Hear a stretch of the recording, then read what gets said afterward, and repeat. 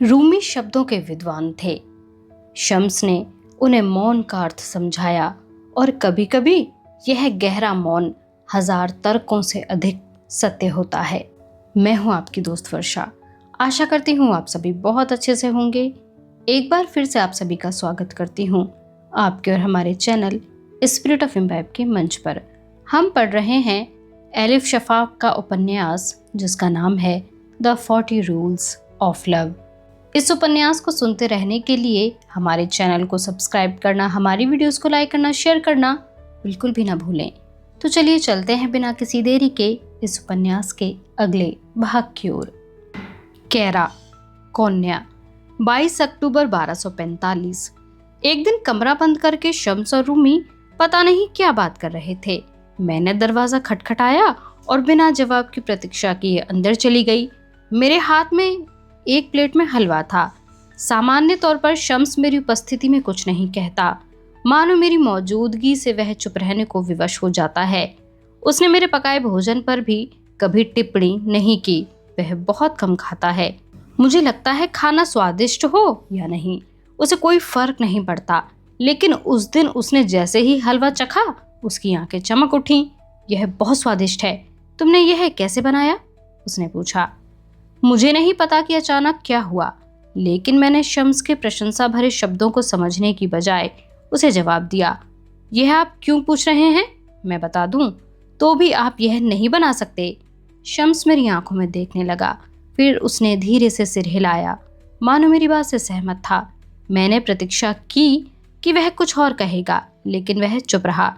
कुछ देर बाद मैं कमरे से बाहर निकली और रसोई में लौट आई। मुझे लगा कि बात खत्म हो गई। मुझे सचमुच वह बात दोबारा याद नहीं आती। अगर उस दिन जो हुआ वह न होता। मैं रसोई में खड़ी मक्खन बिलो रही थी, तभी मुझे आंगन में कुछ आवाजें सुनाई दी। मैं बाहर गई तो मैंने एक अजीब दृश्य देखा।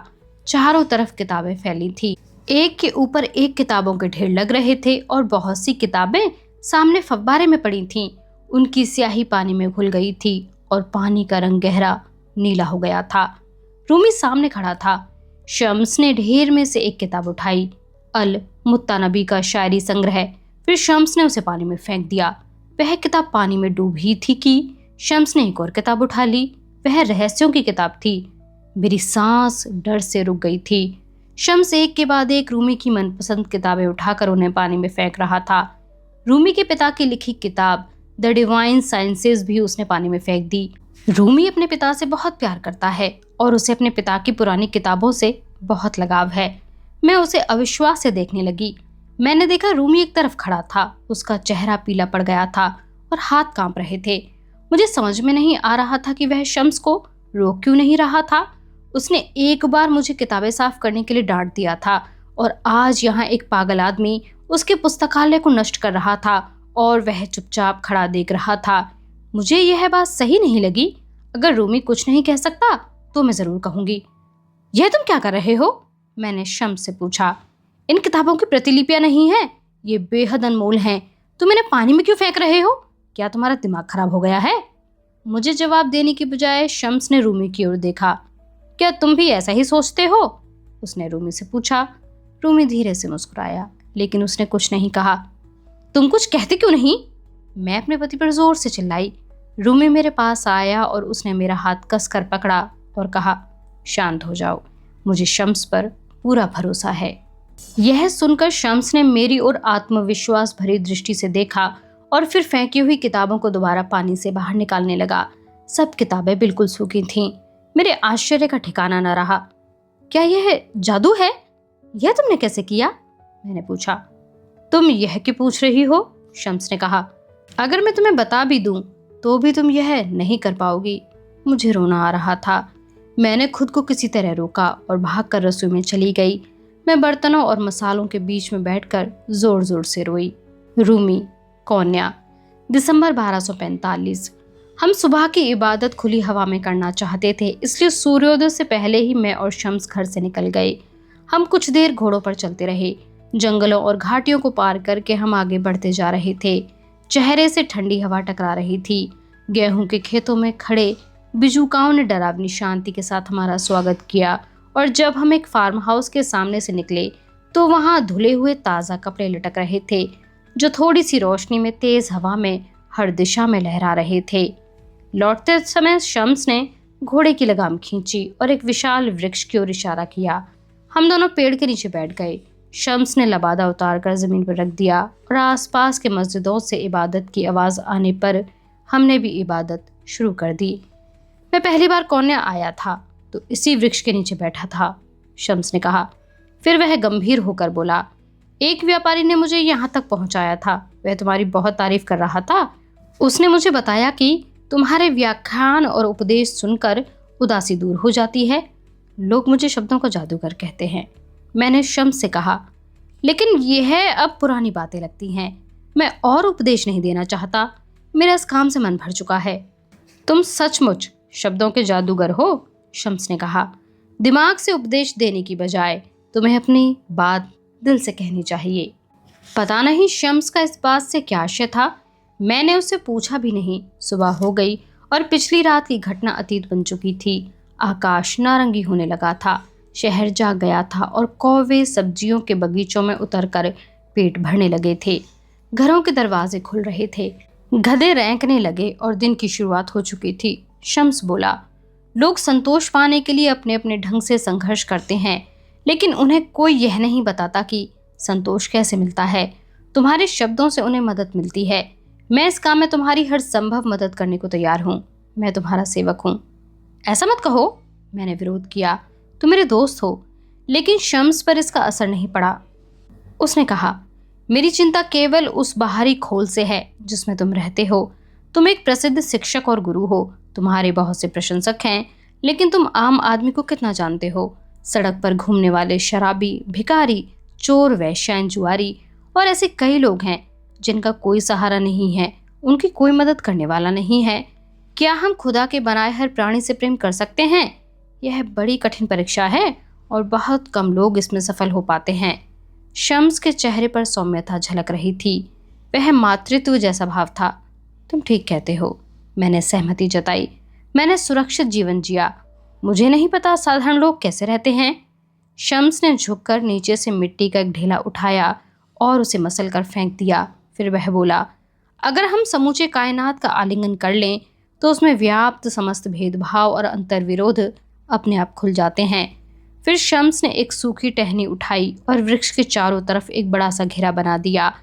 फिर उसने अपने हाथ ऊपर उठाए, मानो वह किसी रस्सी को खींच रहा था। उसने खुदा के 99 नाम बोले और वह उस घेरे के अंदर लगातार घूमता रहा। पहले धीमी गति से, फिर उसकी गति तेज हो गई। वह जल्द ही आंधी की रफ्तार से घूमने लगा। उसका स्वरूप इतना मनमोहक था कि मुझे लगा मानो पूरी पृथ्वी, चांद, तारे और कायनात उसके साथ घूम रहे थे। मैं उसके असाधारण नृत्य को देखता रहा और उसकी जबरदस्त ऊर्जा मेरी आत्मा और मेरे शरीर को अपने आगोश में लेती जा रही थी। फिर धीरे धीरे शम्स रुक गया। उसकी सांस फूल रही थी, चेहरा सफेद हो गया और आवाज गहरी हो गई थी, मानो वह किसी दूर की जगह से आ रहा था। यह कायनात का तत्व है। सब चीजें और लोग अदृश्य कथाओं के जाल से बंधे हैं। हमें पता हो या ना हो, लेकिन हम एक दूसरे से चुपचाप बातचीत करते रहते हैं। किसी को नुकसान मत पहुंचाओ, दया से काम लो और किसी की पीठ पीछे बुराई मत करो। हमारे मुंह से निकले शब्द आज खत्म नहीं होते, बल्कि अनंत कायनात में कहीं जमा हो जाते हैं और फिर समय आने पर वापस लौटकर हमारे ही पास आते हैं। एक आदमी का दुख सबको दुख देता है और एक आदमी की खुशी से सबके चेहरों पर मुस्कान आ सकती है। वह बोलता जा रहा था। 40 नियमों में से एक नियम हमें इसी बात की याद दिलाता है। फिर उसने मेरी ओर उत्सुकता से देखा। उसकी गहरी आंखों में उदासी की झलक थी, दुख की लहर थी जो मैंने पहले कभी नहीं देखी थी। एक दिन तुम प्रेम की आवाज बनकर पहचाने जाओगे, शम्स ने कहा। पूर्व और पश्चिम दोनों दिशाओं के लोग जिन्होंने तुम्हारा चेहरा कभी नहीं देखा, वे भी तुम्हारी आवाज से प्रेरणा पाएंगे। मुझे शम्स की बात पर विश्वास नहीं हुआ। मैंने पूछा, ऐसा कैसे हो सकता है? तुम्हारे शब्दों के जरिए, शम्स ने जवाब दिया। लेकिन मैं व्याख्यान या उपदेश की बात नहीं कर रहा, मैं शायरी की बात कर रहा हूँ। शायरी? मेरे मुंह से निकला। मैं तो शायरी नहीं लिखता, मैं शायर नहीं, उपदेशक हूँ। यह सुनकर शम्स के होठों पर एक हल्की सी मुस्कान आ गई। दोस्त, तुम इस दुनिया के बेहतरीन शायरों में से एक हो। मैं फिर उसका विरोध करना चाहता था, लेकिन शम्स की आंखों में विश्वास देखकर मैं चुप रह गया। मुझे उससे बहस करने की इच्छा नहीं थी। जो भी हो, जो करना है हम साथ मिलकर करेंगे। हम इस मार्ग पर दोनों एक साथ। शम्स ने हामी भरी, लेकिन वह कुछ नहीं बोला और क्षितिज की ओर देखता रहा। फिर उसने जो कहा उसका वह शब्द मैं कभी नहीं भूल सकता। मेरी आत्मा पर स्थायी निशान पड़ गया। मुझे तुम्हारा साथ देने में खुशी होगी, लेकिन मुझे दुख है कि तुम्हें यह काम अकेले ही करना होगा। तुम्हारा क्या मतलब है? तुम कहाँ जा रहे हो? मैंने पूछा। शम्स ने नजरें नीची करते हुए कहा, यह मेरे हाथ में नहीं है। अचानक तेज हवा चलने लगी। वह ठंडी भी थी, मानो पतझड़ समाप्त हो जाने की चेतावनी दे रही थी। कुछ ही देर में बारिश होने लगी। बूंदें बहुत गर्म थीं, उन्हें छूकर अच्छा लगा।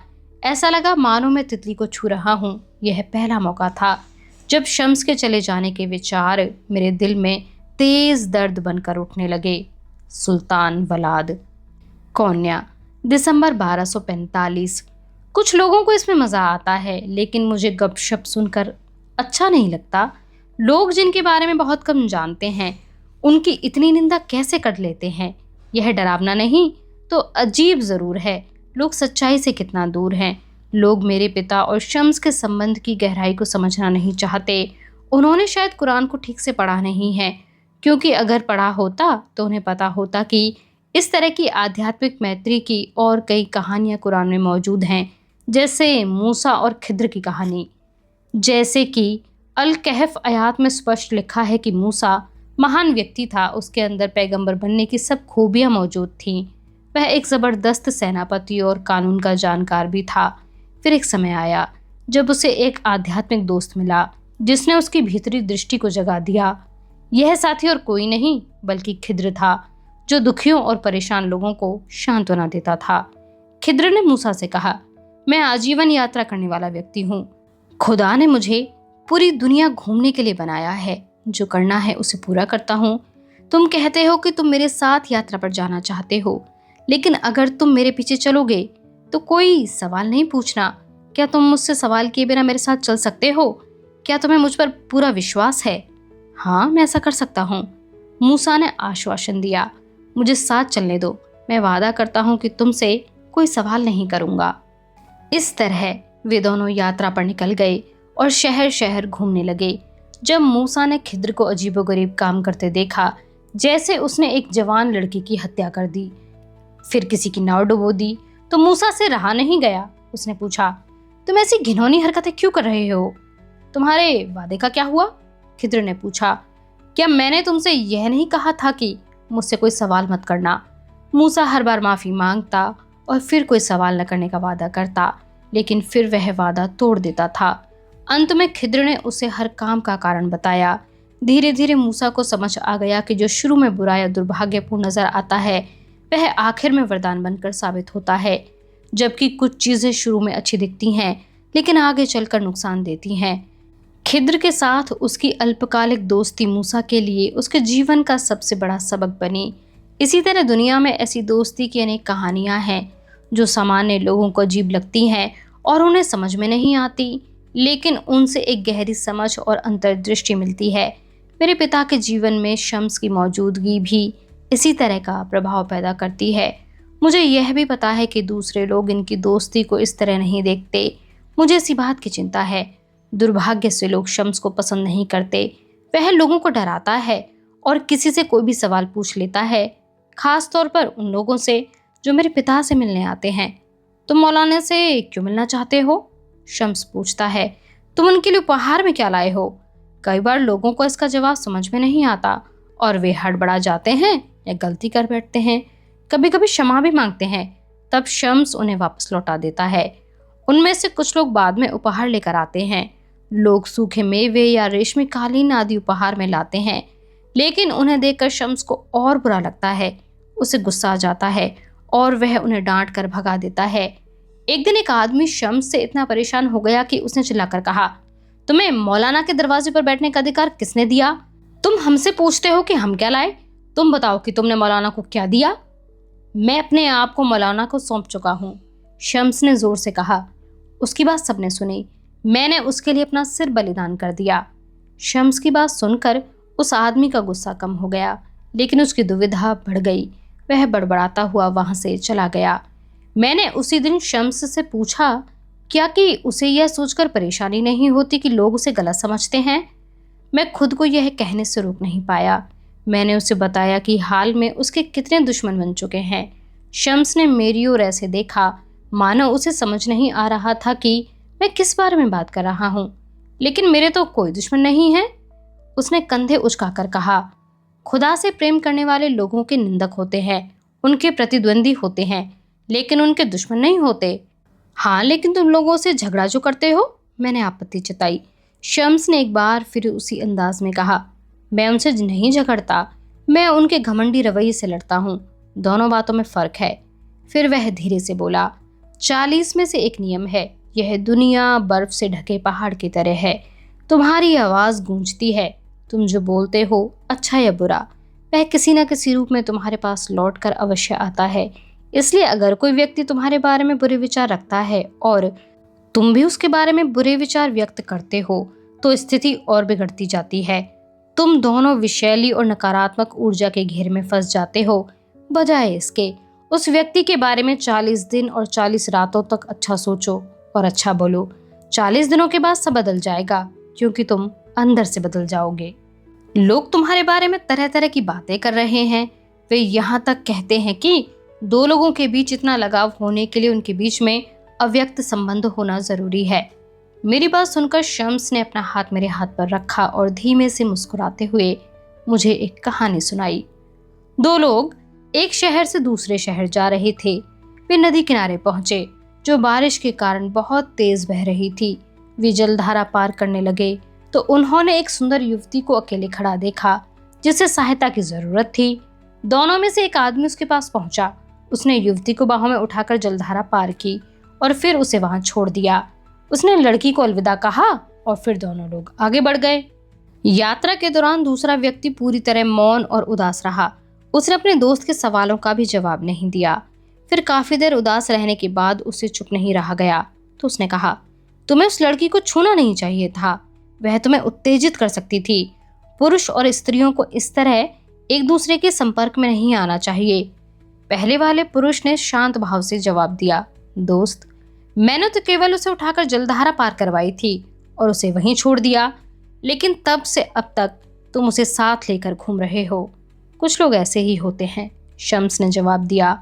वे भय और पूर्वाग्रहों को जीवन भर ढोते हैं और उसके भार के नीचे दब जाते हैं। जो व्यक्ति तुम्हारे पिता और मेरे बीच के संबंध की गहराई को नहीं समझ सकता, उसे कहना कि जाकर अपना दिमाग साफ करे। एला, नॉर्थम्पटन, 12 जून 2008। प्रिय एला, तुमने पूछा था कि मैं सूफी कैसे बन गया। यह एक रात में नहीं हुआ। मैं स्कॉटलैंड बंदरगाह के ग्रामीण इलाके किंगलॉन्ग बर्बी में क्रेग रिचर्डसन के नाम से पैदा हुआ था। मैं अपने अतीत के बारे में सोचता हूँ तो मुझे मछली पकड़ने वाली नावें, भारी भरकम जाल और सांपों की तरह झूलती खरपतवार याद आती है। मुझे नदी किनारे रेंगते कीड़े, पौधे और समुद्र की खुशबू याद आती है। इसके अलावा मुझे पहाड़ और यूरोप का शांतिपूर्ण जीवन भी याद आता है, जहाँ मेरा अधिकांश बचपन बीता। 1960 के दशक में दुनिया में हलचल हो रही थी और चारों तरफ विद्यार्थियों के प्रदर्शन, लूटपाट, क्रांति और अपहरण आदि हो रहे थे। मैं अपने घर में शांति से बैठा था। मेरे पिताजी की पुरानी किताबों की एक दुकान थी। मेरी माँ भेड़ चराती थी, जिनसे हमें बहुत अच्छी नस्ल का ऊन मिलता था। मैंने बचपन में गडरिये का एकाकीपन और किताब बेचने वाले का चिंतन दोनों देखे हैं। कई बार मैं पुराने पेड़ पर चढ़कर सामने का दृश्य देखता था। मुझे विश्वास था कि मेरा जीवन भी वहीं बीत जाएगा। कभी कभी मेरे मन में रोमांच पैदा भी हुआ, लेकिन मुझे वह जगह पसंद थी और मैं अपने साधारण जीवन से खुश था। मुझे कैसे पता लगता कि खुदा ने मेरे लिए कोई और योजना बना रखी थी। मैं 20 साल का हुआ तो मुझे उन दो बातों का पता लगा जिनसे मेरा जीवन पूरी तरह बदल गया। पहली, प्रोफेशनल कैमरा। मैंने फोटोग्राफी सीखनी शुरू कर दी, लेकिन मुझे तब यह नहीं पता था कि मेरा वह साधारण सा शौक मेरे जीवन भर का साथी बन जाएगा। दूसरी चीज़ थी प्यार। मुझे हॉलैंड की एक औरत से प्यार हो गया जो अपने दोस्तों के साथ यूरोप घूमने आई थी। उसका नाम मार्गरेट था। वह उम्र में मुझसे 8 साल बड़ी थी। वह सुंदर, ऊंचे कद की और मानसिक तौर पर बहुत मजबूत औरत थी। मार्गरेट खुद को बोहेमियन, आदर्शवादी, तार्किक, उभयलिंगी, वामपंथी, बहुसंस्कृतिवादी, मानवाधिकार अधिवक्ता, संस्कृति के तय मानकों के खिलाफ जाने वाली कार्यकर्ता और इको फेमिनिस्ट कहती थी। यह सब नाम ऐसे थे जिनके बारे में सोचना या उनके अर्थ बताना मेरे लिए मुश्किल था। लेकिन मैंने एक चीज जो बहुत जल्दी देख ली, वह यह थी कि उसके स्वभाव में स्थिरता नहीं थी। वह एक जगह से दूसरी जगह घूमती थी। वह एक क्षण में उन्माद से अचानक अगले क्षण में उदासी तक पहुंच जाती थी। उसके बारे में कुछ कह पाना मुश्किल था। वह जीवन के हर पहलू पर सवाल उठाती थी। समाज के खिलाफ उसमें बहुत आक्रोश था। मैं आज तक नहीं समझ पाया कि मैं उससे दूर क्यों नहीं चला गया। मैं नहीं जा पाया, बल्कि मैं उसके सजीव व्यक्तित्व के भंवर में उलझ कर रह गया। मैं पूरी तरह उसके प्यार में पड़ चुका था। वह क्रांतिकारी विचारों से भरी थी, उसमें साहस था और रचनात्मकता भी, लेकिन वह नरम फूल की तरह नाजुक भी थी। मैंने खुद से वादा किया कि मैं उसके साथ रहूंगा और केवल बाहरी दुनिया से ही नहीं, बल्कि उसकी खुद से भी रक्षा करूंगा। क्या मैंने उसे जितना प्यार किया, वह भी मुझे उतना ही चाहती थी? मुझे ऐसा नहीं लगता।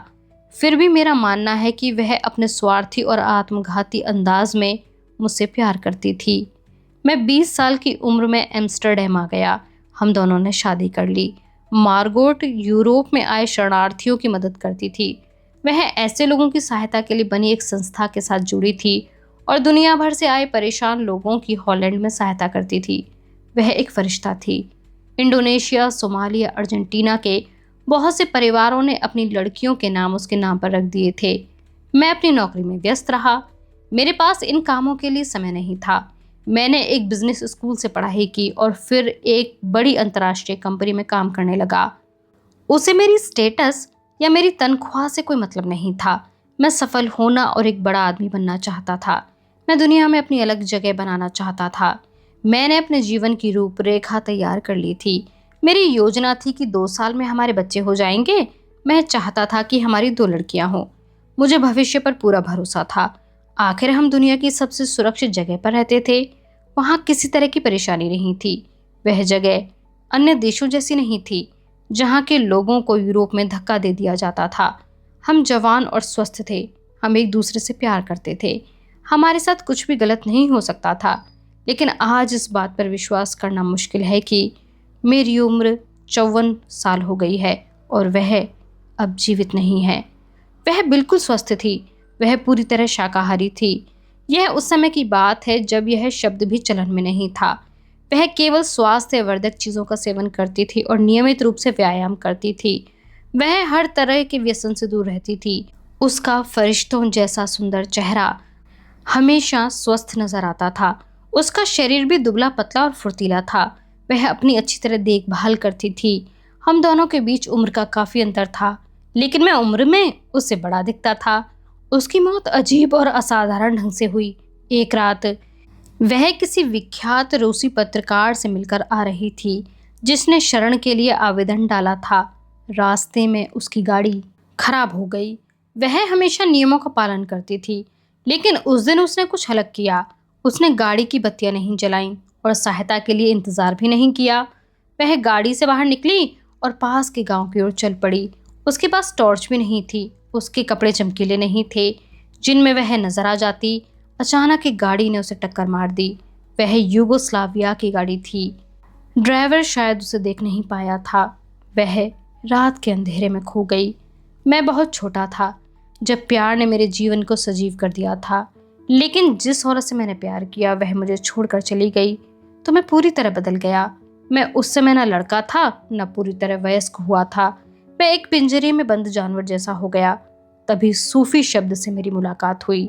उम्मीद है कि तुम इस लंबी चिट्ठी को पढ़कर बोर नहीं हुई होगी। तुम्हारा अजीज। वैश्या, डेजर्ट रोज, कोन्या, जनवरी 1246। मस्जिद वाली घटना के बाद मालकिन मुझे कहीं नहीं जाने देती। मुझे हमेशा के लिए अंदर बंद कर दिया गया है, लेकिन मैं इससे परेशान नहीं हूँ। सच यह है कि मुझे अब कुछ महसूस नहीं होता। मैं रोज सुबह आईना देखती हूँ तो मुझे अपनी शक्ल और कमजोर नजर आती है। मैंने बालों में कंघी करना और मेकअप करना भी छोड़ दिया है। दूसरी लड़कियां हमेशा मेरे गंदे रूप को लेकर शिकायत करती और कहती कि मुझे देखकर ग्राहक दूर रहते हैं। हो सकता है कि उनकी बात ठीक हो, इसीलिए मुझे हैरानी हुई जब मुझे बताया गया कि एक ग्राहक मुझसे मिलना चाहता था, लेकिन मैं डर गई क्योंकि वह कोई और नहीं बल्कि वेवर्स था। हम दोनों जैसे ही कमरे में अकेले हुए, मैंने उससे पूछा, सुरक्षा कर्मी होकर तुम यहाँ क्या कर रहे हो? वैश्या अगर मस्जिद में जा सकती है तो सुरक्षा कर्मी भी वैश्यालय में आ सकता है, उसने कहा। उसकी आवाज में आरोप का स्वर था। मुझे पता है कि तुम मुझे मार देना चाहते थे, मैं बोली। उस दिन शम्स से मेरी जान बचा ली। उसका नाम मत लो, वह आदमी नास्तिक है। नहीं, ऐसा नहीं है। मुझे नहीं पता उस दिन मुझे क्या हुआ, मैंने वेवर्स से कहा। उस दिन के बाद से शम्स कई बार मुझसे मिलने आ चुका है। वैश्यालय में वह फकीर आया? वेवर्स ने चिढ़कर कहा। यह सुनकर मुझे हैरानी नहीं हुई। ऐसा कुछ नहीं है, मैंने कहा। बिल्कुल ऐसा नहीं है। मैंने यह बात किसी से नहीं कही थी। मुझे नहीं पता मैंने वेवर्स से यह क्यों कहा, लेकिन यह सच है कि पिछले कई महीनों से शम्स मुझसे हर सप्ताह मिलने आता है। वह दूसरों की नज़र से बचकर कैसे अंदर घुसता है, यह बात मुझे आज तक समझ में नहीं आई। कोई और होता तो यही कहता कि वह शायद काले जादू की मदद से ऐसा करता है, लेकिन मुझे पता है ऐसी बात नहीं है। वह अच्छा आदमी है। शम्स आस्तिक है और उसके पास अनेक खूबियां हैं। बचपन में मेरी माँ के बाद शम्स ही एक ऐसा आदमी है जो बिना शर्त मेरे साथ दया करता है। उसने मुझे सिखाया कि निराश नहीं होना चाहिए, चाहे जो भी हो जाए। मैंने कई बार कहा कि मेरे जैसे व्यक्ति के लिए अतीत को भूलना संभव नहीं है, लेकिन वह हर बार मुझे अपना एक नियम सुनाता था। अतीत एक व्याख्या है और भविष्य एक भ्रम। यह दुनिया सीधी रेखा की तरह बीता समय नहीं है जो अतीत से सीधा भविष्य में चला जाए। इस बीच हमारे अंदर बहुत से अनगिनत घुमाव आते हैं।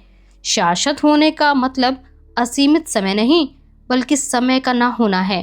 अगर तुम्हें शाश्वत प्रकाश को महसूस करना है तो दिमाग से अतीत और भविष्य की अवधारणा को निकालना होगा। केवल वर्तमान में जीने का अभ्यास करना होगा। केवल वर्तमान क्षण ही है जो हमारे सामने रहेगा। तुम्हें जब यह बात समझ में आ जाएगी तो किसी बात का डर नहीं रह जाएगा। तुम आराम से इस वैश्यालय से बाहर निकल पाओगी। वेवर्स बड़ी ध्यान से मेरी ओर देख रहा था। उसकी दाईं आंख दूसरी तरफ देख रही थी। ऐसा लग रहा था कि कमरे में कोई और भी है जिसे मैं देख नहीं पा रही थी। उसने ऐसा करके मुझे डरा दिया। मुझे अचानक लगा कि शम्स के बारे में और बात करना ठीक नहीं होगा। मैंने वेवर्स को पीने के लिए बियर दी और उसे वह जल्दी से पी गया। वेवर्स ने बियर का दूसरा ग्लास खत्म किया तो उसने पूछा, तुम्हारी विशेषता क्या है? क्या तुम लड़कियों के पास कुछ अलग खूबी नहीं है? क्या तुम्हें बेली डांस आता है? मैंने उसे बताया कि मेरे अंदर ऐसी कोई खूबी नहीं है और जो था वह सब खत्म हो चुका है। मुझे अजीब सा रोग हो गया है। अगर मेरी मालकिन मुझे किसी ग्राहक से यह कहते सुन ले तो वह मुझे मार डाले, लेकिन मुझे इस बात की भी परवाह नहीं है। मैं चाहती थी कि वेवर्स रात किसी और लड़की के साथ बिताए।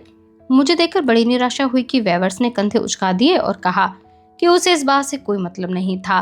फिर उसने अपनी जेब से पोटली निकाली और कुछ निकालकर हथेली पर रखा।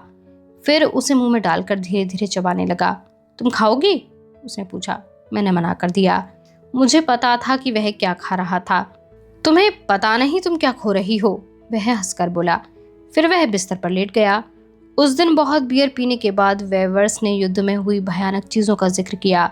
उसने बताया कि चंगेज खान मर चुका था, फिर भी मंगोल सेना के साथ उसका भूत रहता था। उसी भूत के प्रभाव से मंगोल सेना हमला करती, गांव लूटती और औरतों को तबाह करती थी। उसने मुझे बताया कि सर्द रात में जैसे नरम कंबल आराम देता है, उसी तरह सब खत्म हो जाने और सैकड़ों लोगों के मरने और आहत हो जाने के बाद युद्ध भूमि में कैसा माहौल छा जाता है। विनाश के बाद छाई शांति दुनिया की सबसे सुकून भरी आवाज होती है, वेवर्स ने कहा। यह सुनकर मुझे दुख होता है, मैंने धीरे से कहा। अचानक शब्द समाप्त हो गए। कुछ और कहने को नहीं था।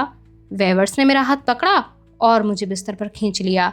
फिर वह मेरे कपड़े उतारने लगा। उसकी आंखों में खून उतर आया था, आवाज मोटी हो गई थी और मुझे उसके अंदर से तंबाकू की दुर्गंध आ रही थी। वह झटके से मेरे भीतर प्रवेश कर गया। मैंने एक और हटने की कोशिश की। मैं चाहती थी कि मुझे कम दर्द हो, लेकिन वह दोनों हाथों से मेरी छाती को जोर जोर से दबा रहा था। मैं हिल भी नहीं पाई। वह मेरे भीतर स्खलित होने के बाद भी धक्के मारता रहा। ऐसा लग रहा था जैसे कोई अदृश्य ताकत उसे ऐसा करने पर विवश कर रही थी। मुझे पता था कि वह संतुष्ट नहीं हुआ था। वह इतना ज्यादा हिल रहा था कि मुझे डर था कि वह फिर से तैयार हो जाएगा। अचानक सब खत्म हो गया। वह मेरे ऊपर ही था। उसने मुझे घृणा की नज़र से देखा।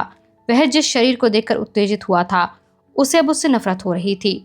फिर वह एक और लुढ़कते हुए बोला, कपड़े पहन लो। उसने तम्बाकू मुंह में डाला। मैंने इस बीच कपड़े पहन लिए। आज से मैं तुम्हारे पास ही आऊँगा। ग्राहक अक्सर ऐसी बातें करते थे। मुझे पता था कि ऐसी नाजुक स्थिति को कैसे संभालना है। मैंने उसे कहा कि मुझे उसके साथ अच्छा लगेगा, लेकिन उसे बहुत पैसा खर्च करना पड़ेगा। इससे मालकिन भी खुश हो सकती है। लेकिन मैं उस दिन झूठ नहीं बोलना चाहती थी। मैं तुम्हारे साथ नहीं रह सकती।